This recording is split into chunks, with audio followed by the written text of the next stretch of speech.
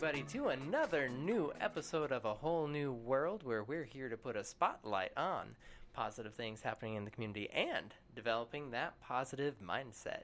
I am your handsome host, Jacob New, and modest too, might I add. Today's dad joke is...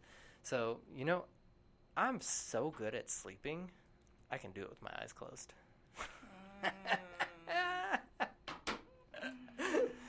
Every time my eyes are closed. I don't need to look. I'm good. Yeah. Wow.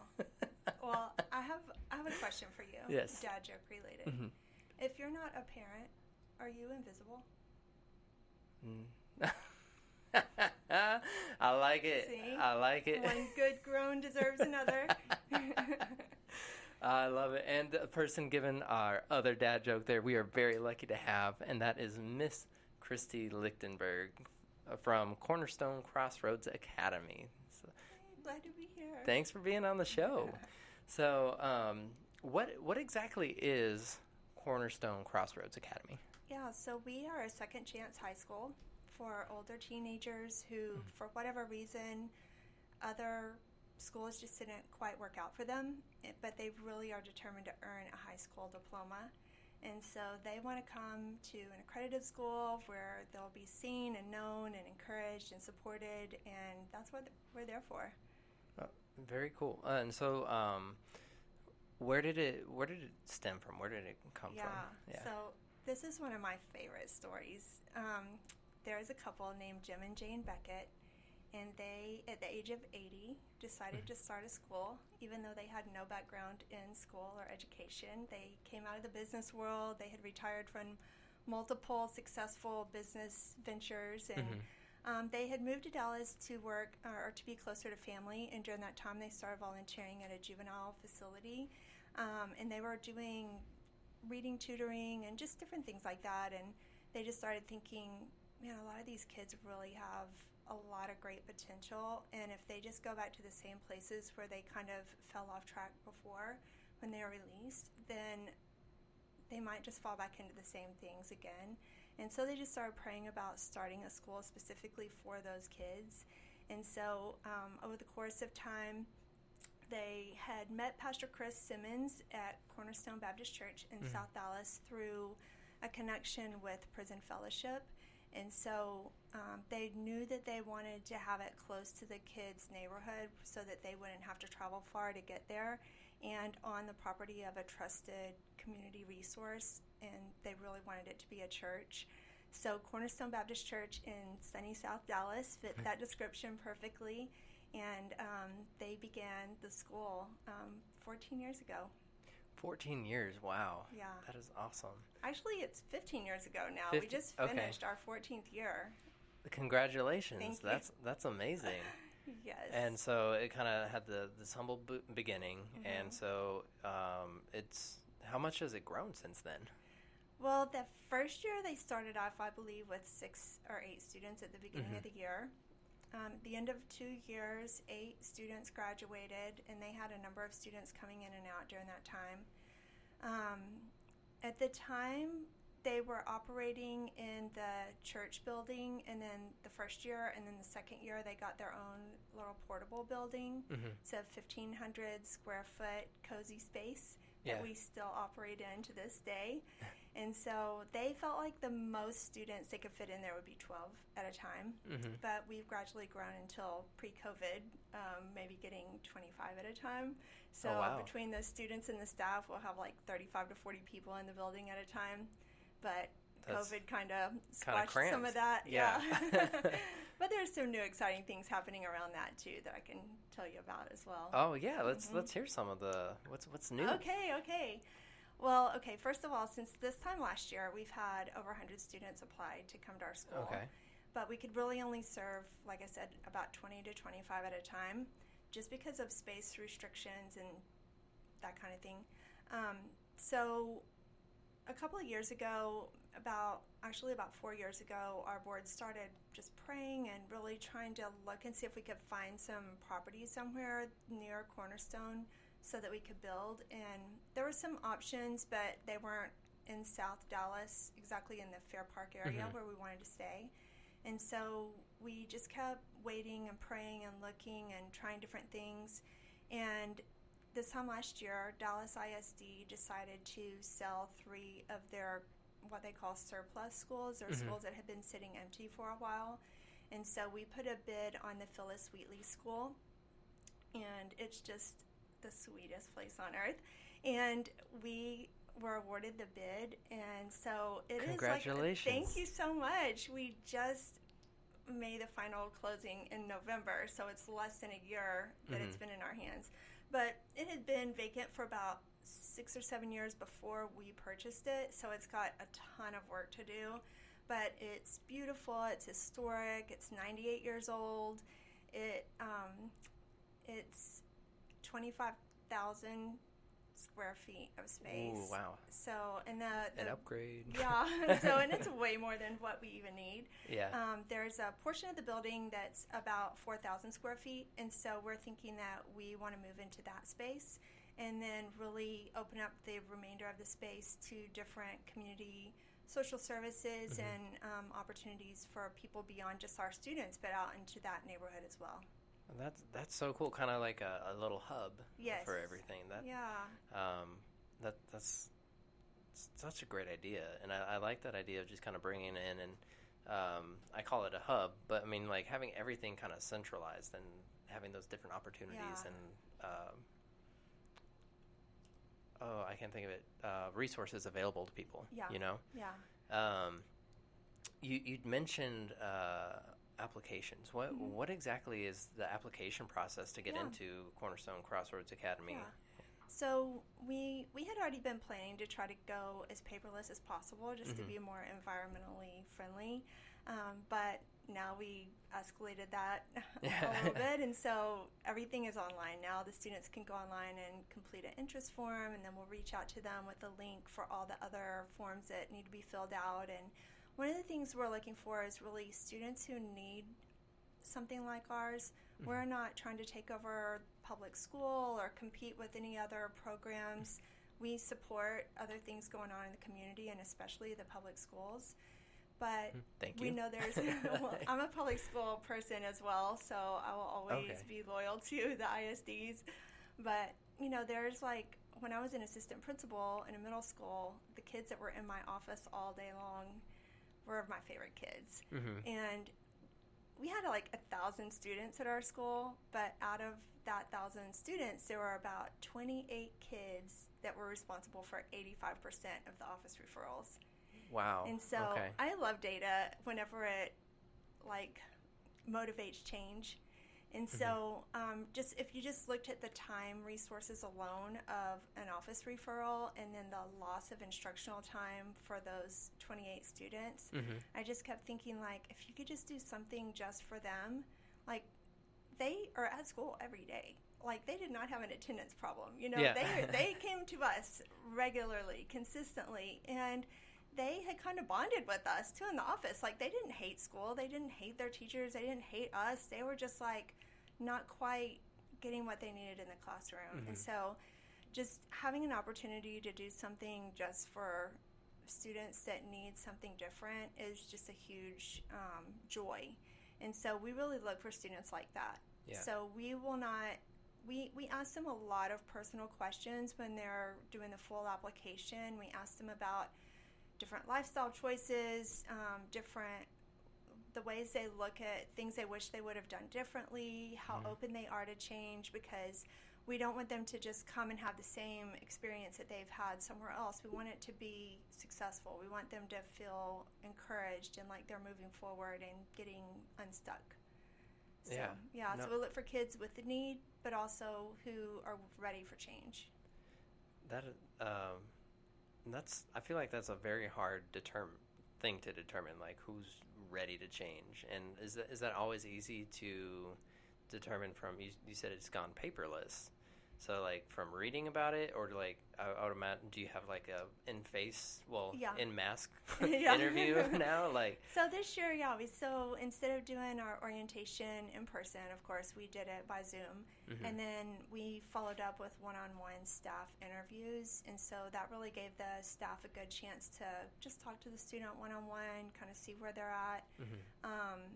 You know, readiness for change doesn't mean that they've been in therapy and they know exactly what the hang-ups are and they're ready to address them systematically. It might just mean that they have enough hope to trust somebody else just a little bit and to mm-hmm. think that things could be different. And just if they have a glimmer of hope, if they'll open up to us a little, then we feel like there's room for us walking alongside them while they kind of identify the things that they want to change, and just to have the hope that if they change something that their outcomes could be different. Mm-hmm. So that's really kind of what we try to get at in the interviews. And then the staff bring back their reports from their individual interviews and just really talk it over as a team and try to figure out not just who meets the qualifications we're looking for, but also who would be a good combination of students together in that space. Okay. So you're kind of like looking at the whole mm-hmm. of everything, which, like we said, is not easy to do, and it sounds like it's a very lengthy and involved process. But I think it speaks a lot. At the beginning, you had mentioned seeing the potential mm-hmm. in students, and so I think what I like about this is that it allows for that potential to come out and be seen, and I think sometimes we can shortchange people and see them in a situation and, oh, well, sorry. You know, like kind of that, because people can rise to our expectations, I believe. Mm-hmm. And so if we hold people to higher expectations, then they will do better, because I think they have the potential. But what do you have any examples of students that maybe have surprised you and the potential that they can show? Yeah. So one of my favorite students, he just stopped by last week. His name's Jarvis. Mm-hmm. And when he first came, everything about him is like the coolest. Yeah. And when he first came to orientation, he wouldn't hardly make eye contact or talk to anybody very much. And I just thought, like, man, we're never going to see this dude again. You know, like, he's here right now, but mm-hmm. probably never lay eyes on him, you know. And he just faithfully showed up. And he gradually made really hard changes in his life. And he started opening up more. And he ended up, like, we were laughing when he stopped by last week. He's got a job at the Tom Thumb that's opening up over on Live Oak. And mm-hmm. and he was like, I hope you didn't mind I used you as a reference. I'm like, dude, you can use me as a reference at any time, because you're one of the hardest working people I've ever met. And he ended up coming over and helping me and my husband one time. We were doing a bathroom remodel, and I just could not believe how strong he was and how much he could work, because he's not like a big guy, but he's just like super determined. And that's one of the things I loved about him when he came. He had struggled in school before, just academically, and I believe he was like 19 whenever he came. I don't think he had any high school credits yet. Okay. But he just plugged away every day consistently, doing the work, showing his work, putting in the effort. You know, sometimes people might want to take shortcuts or something. Not Jarvis. He was mm-hmm. going to do it all the way to the end, even if it took longer.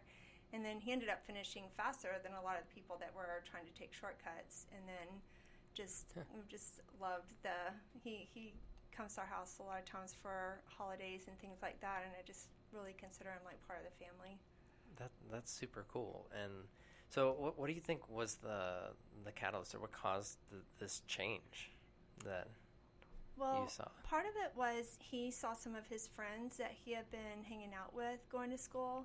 Mm-hmm. And I asked him that one time. I was like, what made you come to CCA? You know, because I didn't really think you wanted to be there from your body language and stuff. And he was like, yeah, I'm not very outgoing, but I just looked at them and I thought, well, they're not any smarter than I am. If they're getting a high school diploma, I can too. Yeah. So, yeah, I think just success helped a lot, but Okay. also he just plugged in through relationships with other people. He went to camp. He was too old to go as a kid, so he went as a staff. What's camp?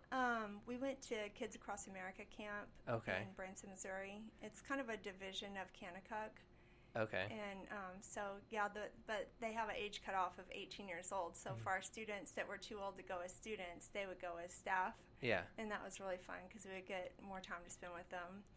That's And cool. yeah. And then he really did, like, his faith really grew too. Like, he had grown up going to church and doing different things, but he hadn't really, like, made a decision for himself to really try to just, like, please God with his life.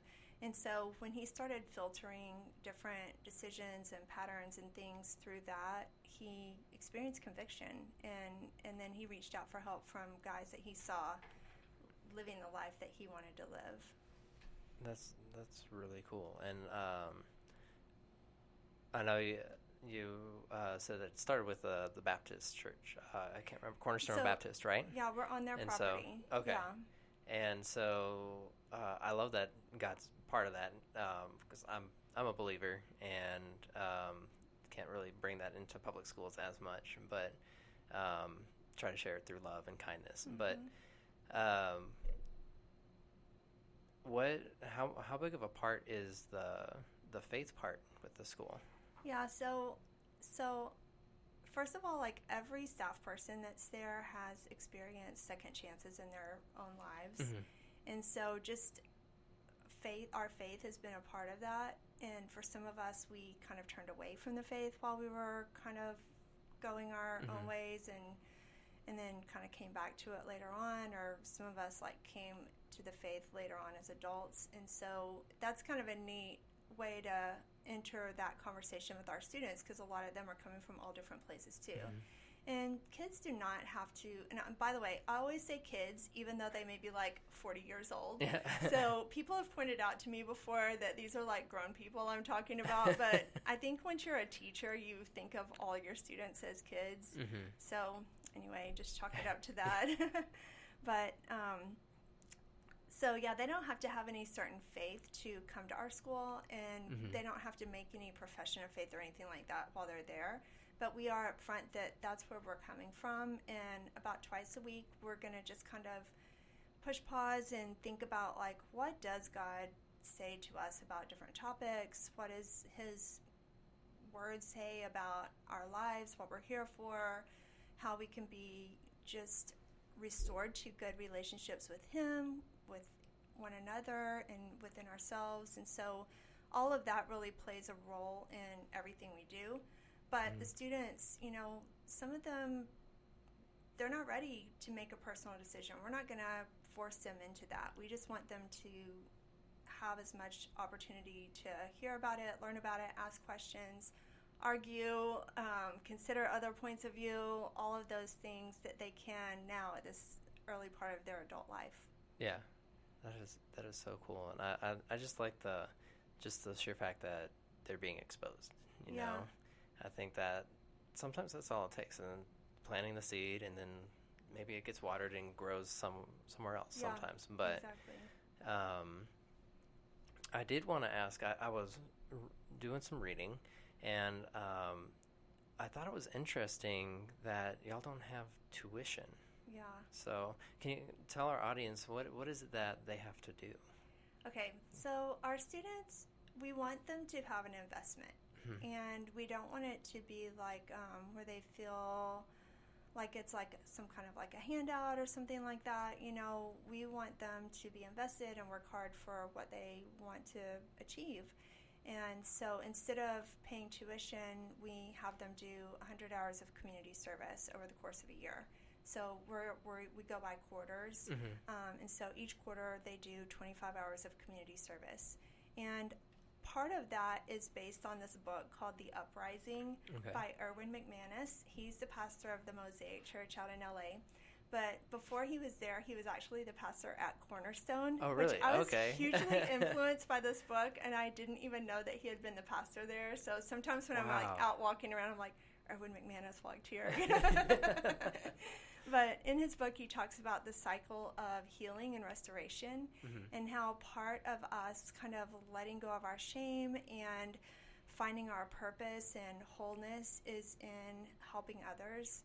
And so, and then there's a guy in South Dallas that is just like one of my biggest heroes, Colonel Lewis Harrell. He's the director at the Men of Nehemiah, and he talks about a story in the Bible where David's like out to recover his, women and children and this whole community that's been kidnapped, and along the way he stops to help someone, even though he doesn't really have time. That urgency is just, on them, but he stops and helps this guy who's laid out, beaten up, broken down, all that. And like in the course of events, that guy ends up being the one that helps them find where their wives and children have been held hostage.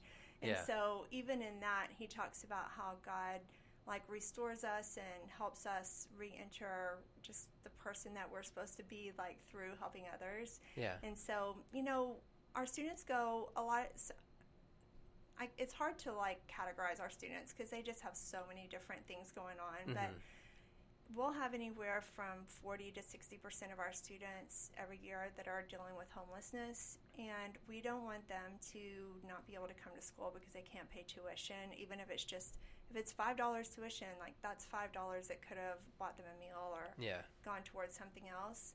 And also, like if they live at home, a lot of times their parents are struggling, and so we don't really want it to be their parents that are sacrificing for them to come to school. We want them, they're old enough, they have the capacity, so why not just get busy helping other people? And then sometimes they discover things that they love doing through that. So we've gone to do Meals on Wheels. We'll go play bingo or take Valentine's cards to the senior center, serve at the Cornerstone kitchen for the homeless, or just all different things that we do. The kids end up finding some ways that they can give back just instantly. Yeah.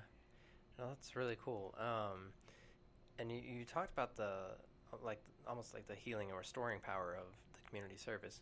What exactly do you think it is about doing the community service that can bring about that change and the healing and the restoring?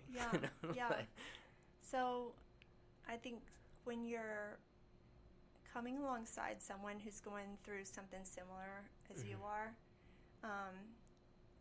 it's like it kind of like redeems what you've gone through.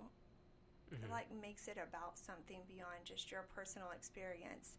And I was thinking about this as I was listening to your podcast with Shawana Carter and Chocolate. I mean, like Carter's Both House, great Redeem people. Women. Oh my goodness, they are like big time heroes of mine, and I just adore both of them. And I've seen how God has just taken their stories of things that they've gone through and just given them not just empathy, but this huge capacity for leadership. And like they understand situations from the inside out, and then they have also this big picture perspective of how it fits into the overall wellness of the community.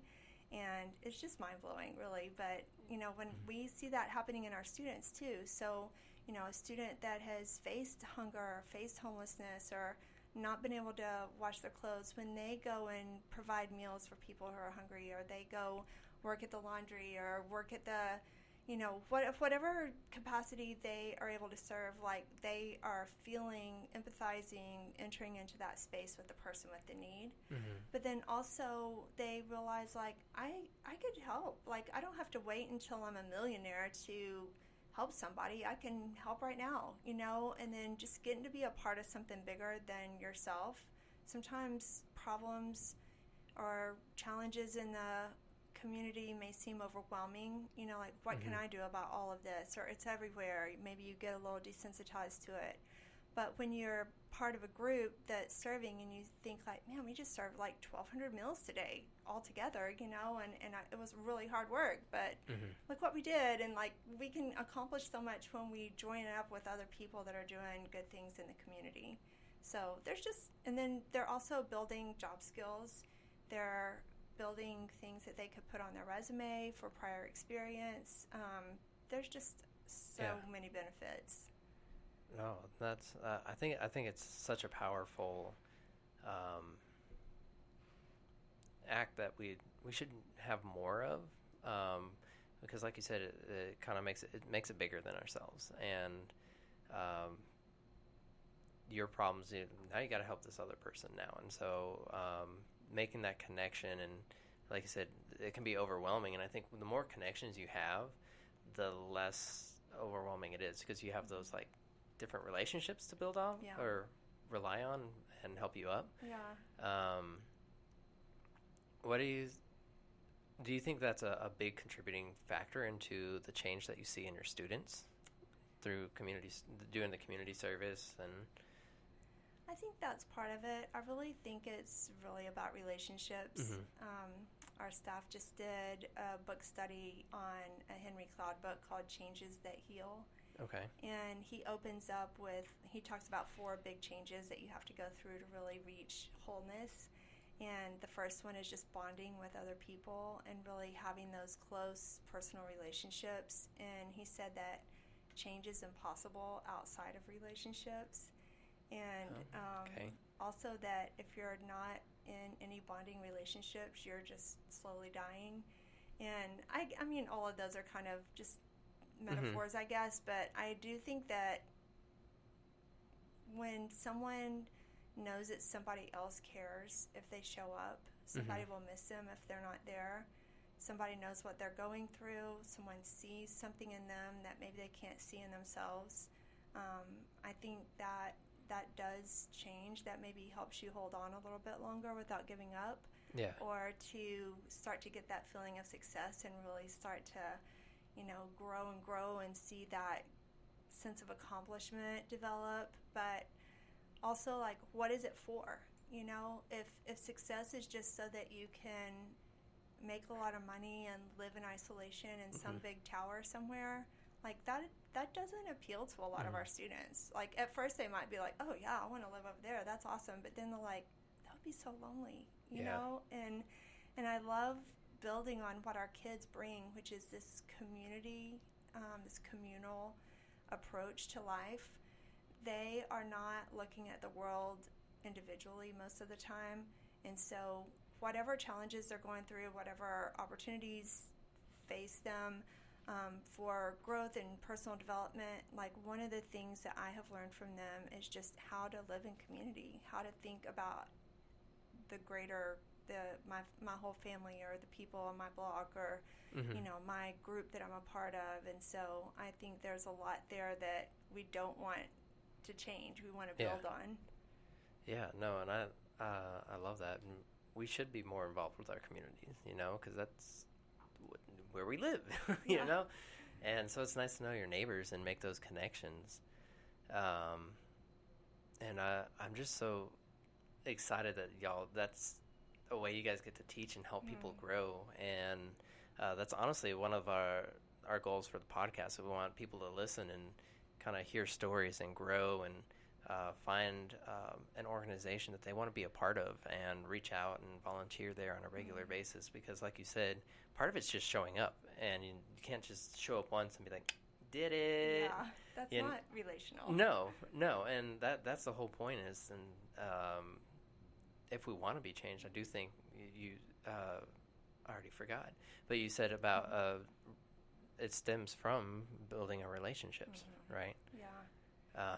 And I think, like, you look at our world right now, and like middle schoolers and high schoolers, a lot of the ones that are really absorbing the brokenness around them and really feeling, I've even been looking at just like what's trending on Netflix or Prime TV or different shows for kids, and a lot of it is extremely depressing and heavy.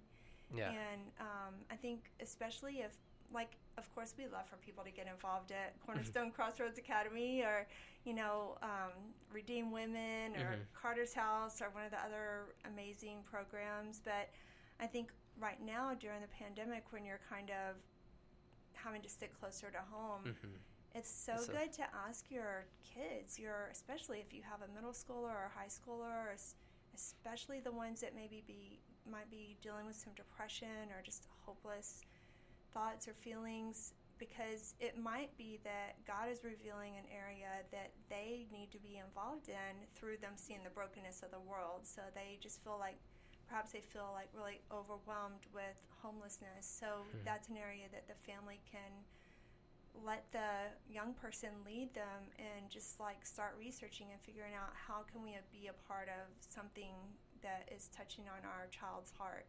Because when it's from the heart, it just means so much more. Yeah.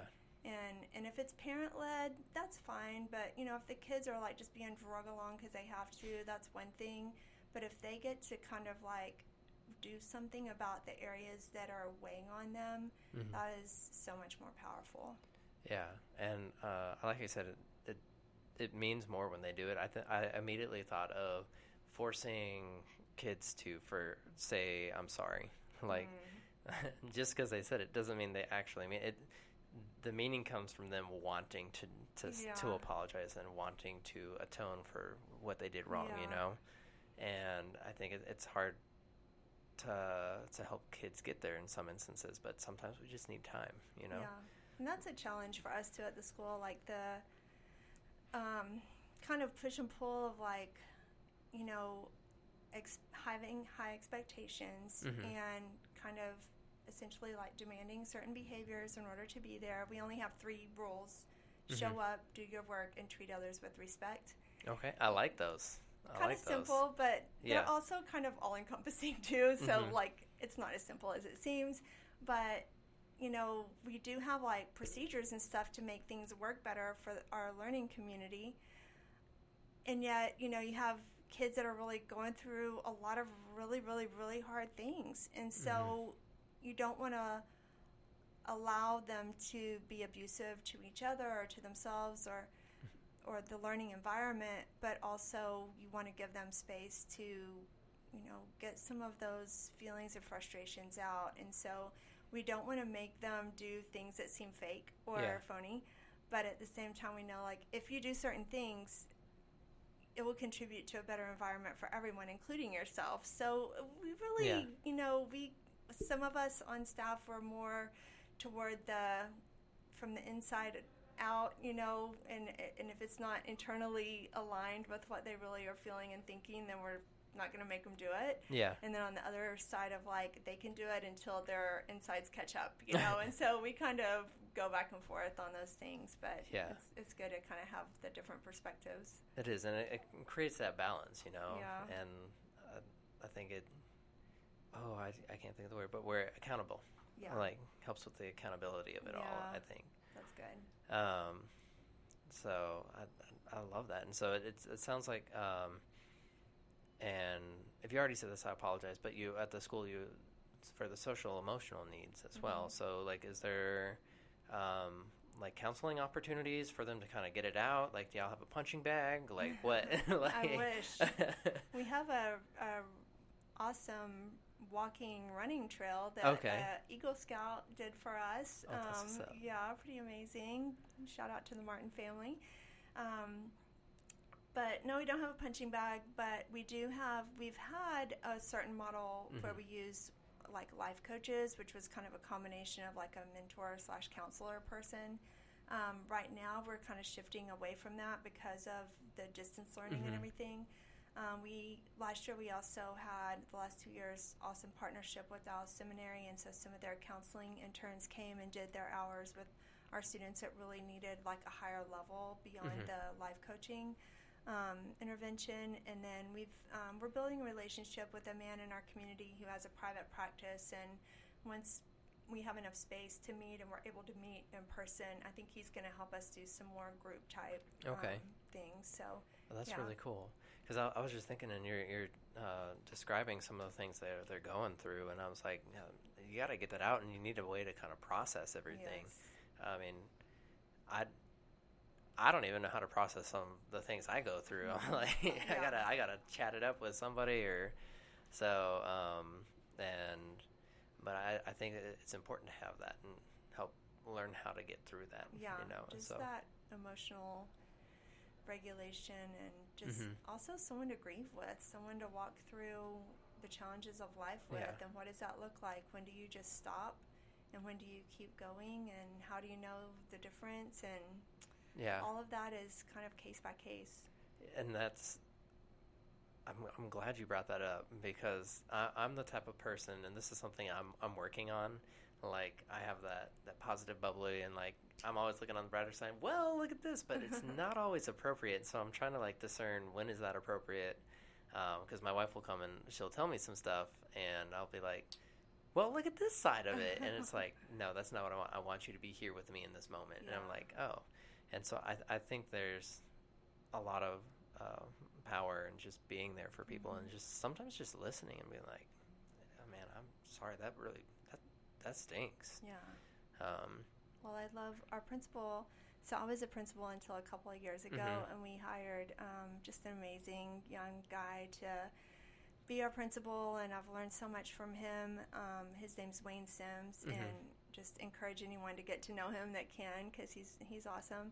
But he was reminding us this past spring what the Bible says about weeping with those who weep and mourning with those who mourn and rejoicing with those who rejoice, and just how there are different seasons that our kids are in, there are different seasons that our staff is in, and so really during those moments of grief, for us, we experienced a lot of grief over just the racial injustices, George Floyd, just all the things going on surrounding that, and just really setting aside time to grieve and even lament with our students. And we've learned from another pastor that wrote a book called The Woke Church, and Eric Mason, but he really talks about the importance of entering into a time of lament and really spending time feeling the loss and grieving the brokenness that has resulted from, just circumstances or choices or, sinful patterns or just flat out evil, whether it's historic or current or whatever it is. And so it's, in my family, like, we use humor a lot to soften the blow. And so, my tendency just be silly, like I can only cry so much and then I gotta just laugh it off, but it is good to be able to be comfortable with just like sitting there for a while and just knowing that it's not going to all fall apart if I sit here in this pain. It might actually get better. More at a deeper level. Because it's almost like you can kind of get to know like the depths of it that way, instead of just addressing it on like a surface level. Like, well, why is it that I'm really feeling this way, or You know what I think about a lot? I think about like the difference between being a scuba diver. I was like, diva? And like a snorkeler. Because, like, if you just stay on the surface, you see some stuff and you can breathe and all that. But like to go really deep, you have to have some special equipment and you have to have time gradually going deeper and deeper. And like if you just threw a snorkeler into the deep, they would just die, without all the preparation and equipment. And so, it takes time to grow, to grow into the scuba. But the things that you can see there are so different than just on the surface. And so, I don't know, for us, we think of the gear as being kind of like our faith a lot of times, because it's what keeps us connected and still breathing, even though we're walking through, like the Bible says, the valley of the shadow of death. But sometimes we're walking with someone who doesn't have that faith. And so, it really is a different kind of awareness than just looking at it from the 30,000-foot view. No, and I think that's a really good analogy. Like, I was sitting there, I was like, oh, okay, yeah, you definitely can see different types of fish, and like when you're scuba diving, I've seen video footage. I've never actually done it, but I have snorkeled. But I mean, the amount of things that you can see and what I've seen on YouTube is pretty cool. But I do like that you need that special equipment. You need to have more training, whereas like I could get on a cruise and be like, let's snorkel. Like, everybody jump. And so I think that's a really good point that you brought up. And sometimes we got to think like, do I have these tools? Like, what do I need? Who do I need to reach out to? So, and wow, time's actually like really flown So by. fast. Yeah. So fast. So, do you have any imparting wisdom or closing comments you would like to leave for our listeners today? Well, I don't know exactly who all is in your listening audience, but I know that and I shared this a little bit with you when we talked over the phone, but I know sometimes I'm white, middle-aged, suburbanite. Sometimes we can see things going on and think like, I just want to be a part of the solution, and I watched Dangerous Minds, or I watched The Blind Side, or I watched some other TV show that, white women can rescue everybody, you know, and like it's easy to get into that kind of savior mentality or start to really think that we know what the problems even are or what the solutions should be.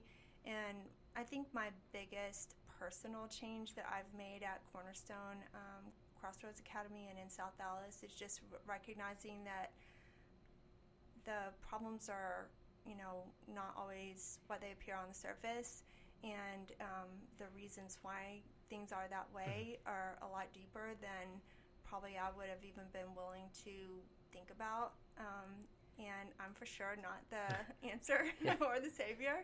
In fact, I need answers and I need a savior. And so I really think that a lot of times our neighbors in the community are the ones that God is going to give the solutions to. And it's our job to just come alongside and follow and listen and link arms and join where we can. But sometimes our job, regardless of our prior experience or our degrees or our resume or whatever, our job might just be to be a helper or to just listen and be a part of the team, not be the leader of the team. And so I've just really enjoyed getting to kind of shift in that way and let go of trying to kind of control or fix or be a, I don't know, hero or something like that. And like that can kind of feel good at times, but it's really kind of a false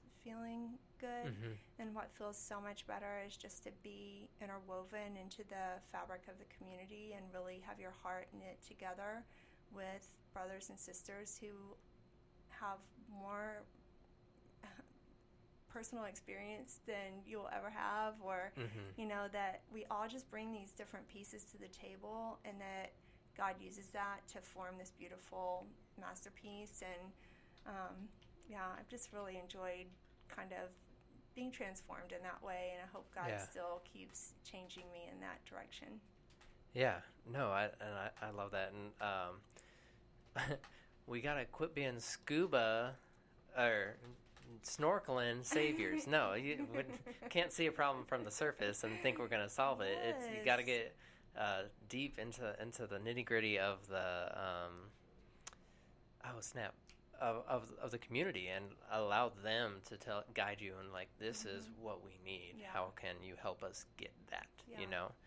And that's what I've learned a great deal from you, from Alicia, and from Shawana, and many other people who are running nonprofits and out there in the community. And it's not this, I'm going to change it, I'm going to save you all. No, like, come alongside, spend the time. That's why you can't just go once, So, is there something else?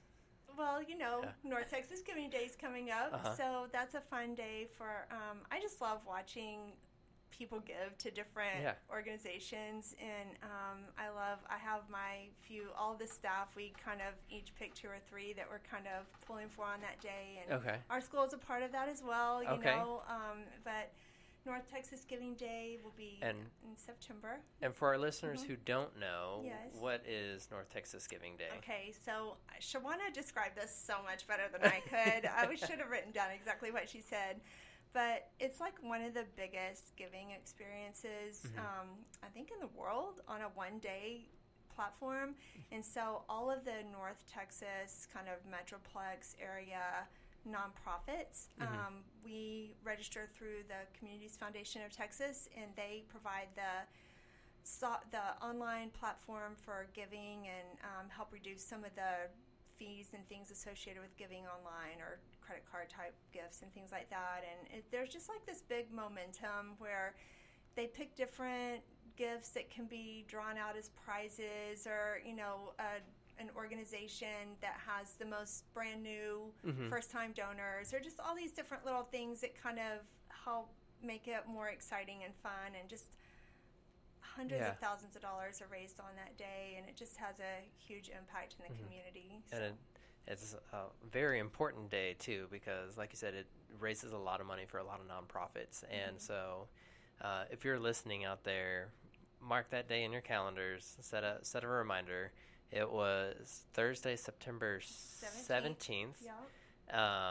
And if you need more info, you can Google North Texas Giving Day. Yeah. And look up there. But we highly recommend finding a nonprofit that you support, that resonates with you, and give to them. Cornerstone, Crossroads Academy, and many others. But yes, so slick. I know it was. I know. It's totally subliminal. Subliminal messaging is what I was going for. I was thinking too about the families stuck at home, and how, like, what if every member in the family got to just get on there and look through. They have it really organized, so you can search by category, and like that might be a way to help your child find a place to get involved. You might narrow it down to places around your house or different areas that they're passionate about, and you can give. And then there's also an option to indicate if you want to get information about maybe volunteering at that place as well. So it's just sweet. Like, a little goes a long way. Yeah, and there's a lot of nonprofits out there. There are. But we also want to encourage to give to Cornerstone Crossroads Academy too. So somebody asked me one time, they called me up and they're like, "Hey, we have $10,000 and we want to either give it to Cornerstone Crossroads Academy or the Men of Nehemiah. Make your best case." I'm like, give it to the Men of Nehemiah. Absolutely. When they're better, we're all better. Like, they're right around the corner. Their guys go to our school. They help us whenever we need anything. I go to their church service for the homeless. Like, help them, like, we'll figure it out. Give to them. And I think they gave to both of us. So anyway, like, when you help one of us, you really do help all of us, because we're working with the same people in the neighborhood. Like, we're all in Dallas working together, trying to help the same community. So you don't have to feel like it all rests on your one contribution, Yeah. No, I love that. And it really is a team effort to make it better. Yeah. It's not just one organization, but it's a combination of organizations. Yeah. And so, man, thank you so much for being a guest on the show today. Thanks for inviting me. I've had a lot of fun. Yeah. And so you're really hard to talk to. I know, right? I get that a lot. All those long silences. No. I've had a lot of practice and plenty long silences in other areas. So, that's funny. But thank you to all you listeners out there. Remember North Texas Giving Day on Thursday, September 17th. And as always, y'all, if you learn to do one thing, learn to make a difference. Y'all have a good night.